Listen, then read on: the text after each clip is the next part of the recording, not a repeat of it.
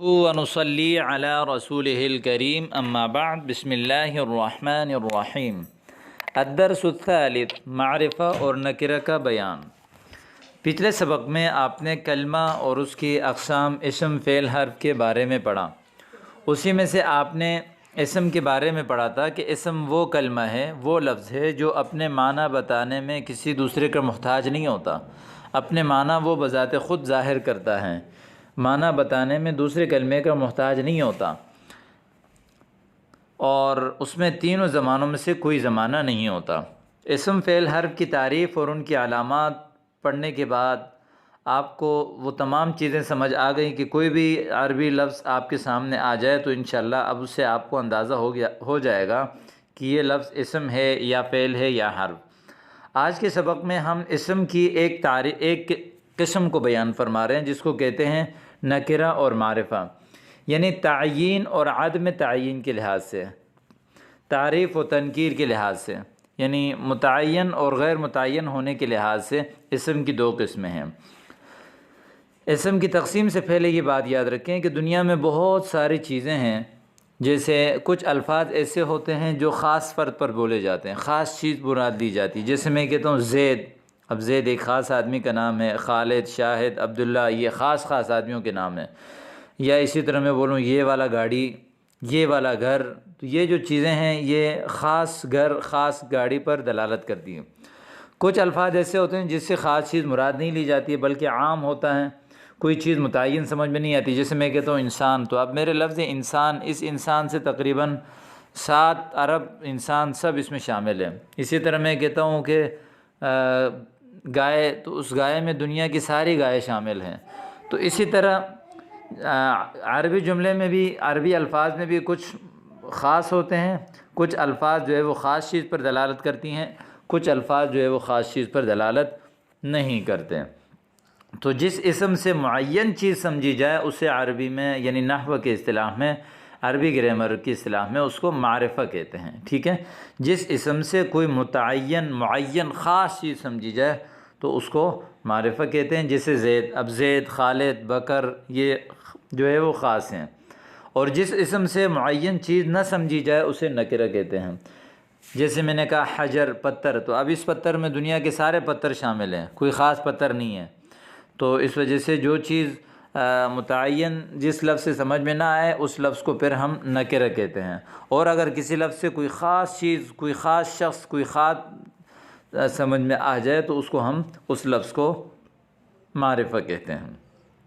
اب معرفہ کی اقسام، یعنی یہاں سے اب معرفہ کی اقسام کو بیان فرما رہے ہیں کہ کلام عرب میں کون کون سی چیزیں معرفہ ہوتی ہیں عربی میں، یعنی کون کون سے ایسے الفاظ، ایسے جو ہے وہ معرفہ ہیں، ان کی نشانی کیا ہے، ان کی علامت کیا ہے، وہ کون سی قسم ہیں کہ جو خاص افراد پر، خاص چیز پر دلالت کرتی ہیں۔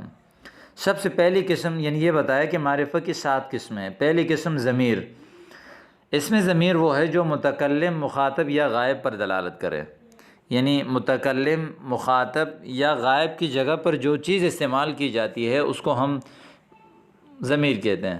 مثال کے طور پر میرا نام ہے عاطف، اب میں بار بار یہ کہوں کہ عاطف پڑھا رہا ہے، عاطف جو ہے وہ آپ کو سمجھا رہا ہوں، عاطف آپ کے سامنے بول رہا ہوں، ایسے کہنا جو ہے وہ ہر زبان میں ایک اچھا تصور نہیں کیا جاتا۔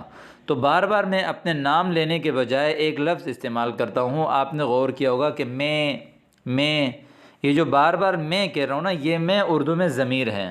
تو جس طرح اردو میں ہے تو اسی طرح عربی میں ہے، اور عربی میں جو ہے اس کو انا کہتے ہیں۔ اسی طرح میں آپ کا نام لوں، مثال کے طور پر کہ عبداللہ آپ پڑھیں، اس کے بعد میں بار بار تو نام نہیں لیتا کہ عبداللہ آپ زور سے پڑھیں، عبداللہ آپ آواز سے پڑھیں، عبداللہ آپ جائیں، بلکہ میں آپ کے نام لینے کے بجائے میں کہتا ہوں کہ آپ پڑھیں، آپ جائیں۔ تو یہ جو آپ کا لفظ ہے یہ اردو میں جو ہے وہ ضمیر ہے، عربی میں اس کے لیے آتا ہے انتا۔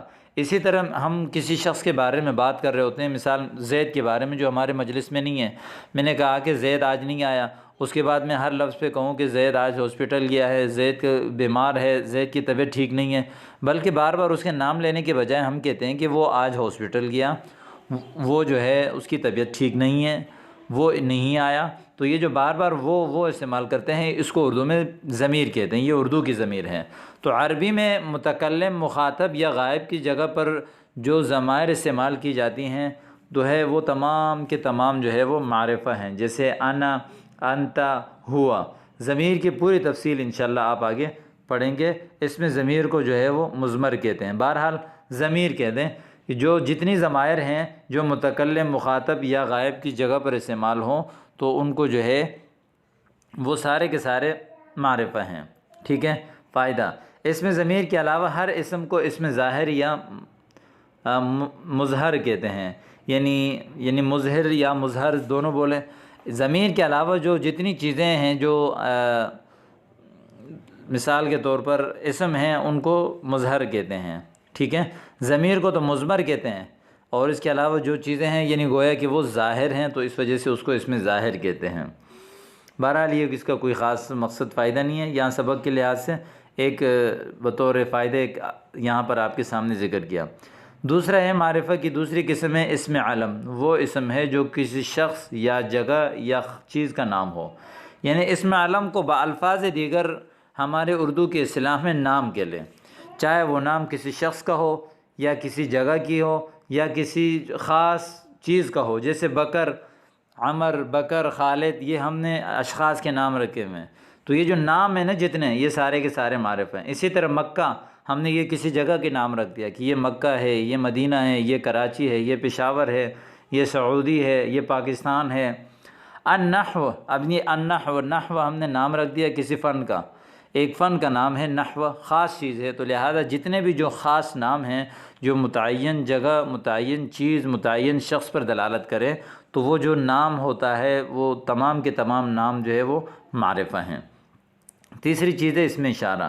اسم اشارہ وہ اسم ہے جس سے کسی چیز کی طرف اشارہ کیا جاتا ہے، جیسے ہم اپنی زبان میں اشارہ کرتے ہیں اور اشارے پر خاص الفاظ ہیں جو دلالت کرتے ہیں، جیسے ہم کہتے ہیں یہ، وہ، یہ سب، وہ سب، تو اسی طرح عربی میں بھی کچھ الفاظ ہیں جو اشارے پر دلالت کرتے ہیں، ان کو اسم اشارہ کہتے ہیں۔ وہ ہیں ھذا، ھذہ، ذالک، تلک۔ ھذا اسم اشارہ مفرد مذکر قریب کے لیے آتا ہے، ھذہ اسم اشارہ مفرد مؤنث قریب کے لیے آتا ہے، ذالک اسم اشارہ مفرد مذکر دور کے لیے آتا ہے، اور تلک اسم اشارہ مفرد مؤنث دور کے لیے آتا ہے۔ ھذہ قریب مؤنث کے لیے، تلک دور مؤنث کے لیے، ھذا قریب مذکر مفرد کے لیے، ذالک دور مفرد مذکر کے لیے استعمال ہوتا ہے۔ تو اسم اشارہ جو اسم اشارے پر دلالت کرنے والے جتنے بھی اسماء ہیں وہ سارے کے سارے معرفہ ہیں۔ اسم اشارے کے جو اسباق ہیں وہ بھی آپ تفصیل سے آگے مزید پڑھیں گے، تو یہاں پر صرف آپ کو معرفہ اور نکرہ سمجھا رہے ہیں، تو اس لیے یاد رکھیں یہاں۔ اسم موصول وہ اسم ہے جو بعد والے جملے سے مل کر کسی جملے کا جز بنتا ہے۔ اسم موصول جو ہے نا وہ اپنے ماں بعد والے جملے سے مل کر کسی جملے کا ایک جز بنتا ہے، پورا جملہ نہیں بنتا بلکہ جملے کا جز بنتا ہے، تو اس لیے اسم موصول بھی جو ہے وہ معرفہ ہیں، جیسے الذی، اللتی، یہ جو الذی، اللتی کے جو الفاظ ہیں یہ بھی جو ہیں اسم موصول ہیں، تو اس وجہ سے یہ بھی معرفہ ہیں۔ باقی اسم موصول کی بحث بھی آگے تفصیل سے آئے گی، اس میں بھی آپ وہاں اس کے احکامات سیکھ لیں گے، تو ابھی فی الحال یہ سمجھیں کہ یہ اسم موصول جو ہے سارے کے سارے معرفہ ہوتے ہیں۔ اسی طرح نمبر 5 ہے معرف باللام، یعنی وہ اسم جس کے شروع میں الف لام ہو۔ الکتاب، اس الکتاب کو ہم معرف باللام کہتے ہیں، پیچھے بتایا تھا کہ جس لفظ کے شروع میں الف لام ہو اس لفظ کو معرف باللام کہتے ہیں۔ دنیا میں جتنے بھی عربی الفاظ ہیں ان کے شروع میں اگر الف لام آ جائے تو سمجھ لیں کہ وہ بھی معرفہ ہوگا۔ نمبر 6 معرف بالاضافہ، وہ اسم جو معرفہ کی طرف مضاف ہو، یعنی اوپر معرفہ کی جو آپ کے سامنے قسمیں گزر گئیں نا، مثال کے طور پر علم، وہ اسم جو یا تو علم کی طرف مضاف ہو یا اس اشارہ کی طرف مضاف ہو یا اسم موصول کی طرف مضاف ہو یا معرف باللام کی طرف مضاف ہو، تو وہ بھی جو ہے معرفہ ہوگا، ٹھیک ہے۔ جو معرفہ کی طرف مضاف ہوگا وہ بھی معرفہ ہوگا، جیسے قلم، قلم زید، اب قلم عام چیز ہے، قلم سے دنیا کے سارے قلم مراد ہیں، قلم اکیلا جو ہے یہ کیا ہے، نکرہ ہیں، لیکن یہاں پر قلم کی اضافت ہو گئی معرفہ کی ایک خاص قسم زید علم کی طرف، تو اس اضافت کی وجہ سے گویا کہ ہم یہ کہیں گے کہ قلم زیدن، یہ جو لفظ ہے قلم ہے یہ معرفہ ہے، کیونکہ اس کی اضافت ہو گئی ہے زید کی طرف، ٹھیک ہے، کسی بھی نکرے لفظ کی جب اضافت معرفہ کی طرف ہو جائے تو وہ نکرہ بھی معرفہ بن جاتا ہے۔ نمبر 7 معرف بن ندا، وہ اسم جس کے شروع میں حرف ندا ہو۔ حرف ندا اس کو کہتے ہیں وہ حرف جو کسی لفظ کے شروع میں داخل کیا جاتا ہے اپنی طرف کسی کو متوجہ کرنے کے لیے۔ مثال ہم اپنی زبان میں اردو میں کسی کو اپنی طرف متوجہ کرنے کے لیے کہتے ہیں اے لڑکے، او بھائی، بھائی جان، ذرا ادھر دیکھیں۔ تو ایسے جو الفاظ ہم استعمال کرتے ہیں کلام عرب میں، ایسے الفاظ کو حرف ندا کہتے ہیں۔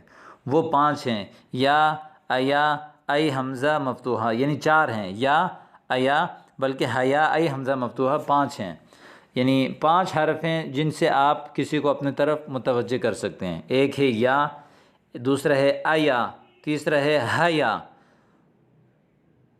اور چوتھا ہے ای، جیسے ای رجل، اور 5واں ہے حمزہ مفتوحہ۔ تو یہ حروف ندا جس لفظ پر داخل ہو جائے تو لہذا وہ لفظ بھی معرفہ بن جائے گی۔ یہاں رجل عام مرد کو کہتے ہیں، دنیا کے سارے مرد، یہ نکرہ لفظ تھا، لیکن جب اس لفظ پر حرف ندا آ گیا تو گویا کہ یہ بھی معرفہ بن گیا۔